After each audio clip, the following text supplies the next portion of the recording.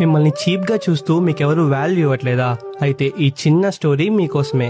చనిపోయే ముందు రఘు వాళ్ళ కొడుకుతో ఇలా అంటాడు, నాన్న, ఈ వాచ్ మీ తాతయ్య నాకు ఇచ్చారు. ఇది 200 సంవత్సరాల నాటిది. ఇప్పుడు ఇది నీకు ఇవ్వాల్సిన టైం వచ్చింది. కానీ దానికన్నా ముందు నువ్వు ఒక పని చేయాలి అని అంటూ ఈ వాచ్ ని ఒక కిరాణా షాప్ కి తీసుకెళ్లి ఈ వాచ్ ని అమ్మాలనుకుంటున్నాను, మీరు ఎంత పే చేస్తారు అని అడుగు అని రఘు వాళ్ళ కొడుకుతో చెప్తాడు. వాళ్ళ కొడుకు ఆ షాప్ కి వెళ్లి రిటర్న్ వచ్చి ఇలా అంటాడు, నాన్న, వాళ్ళు వాచ్ చాలా పాతదని 100 రూపీసే ఇస్తామన్నారు అని అంటాడు. అప్పుడు రఘు, ఇప్పుడు ఒక గుజ్జీ షాప్ కి వెళ్లి అడుగు అని అంటాడు.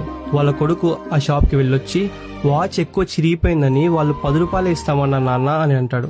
లాస్ట్ గా మ్యూజియం కి వెళ్లి ఈ వాచ్ ని జస్ట్ చూపించు అని రఘు చెప్తాడు. వాళ్ళ కొడుకు మ్యూజియం కి వెళ్లి షాక్ తో ఇంటికి వచ్చి, నాన్న, ఇది ఒక రేర్ యాంటిక్ పీస్ అంట, వాళ్ళు దీనికి 5 కోట్లు ఇస్తామన్నారు అని ఆశ్చర్యంతో చెప్తాడు. అప్పుడు రఘు ఇలా అంటాడు, కరెక్ట్ ప్లేస్, కరెక్ట్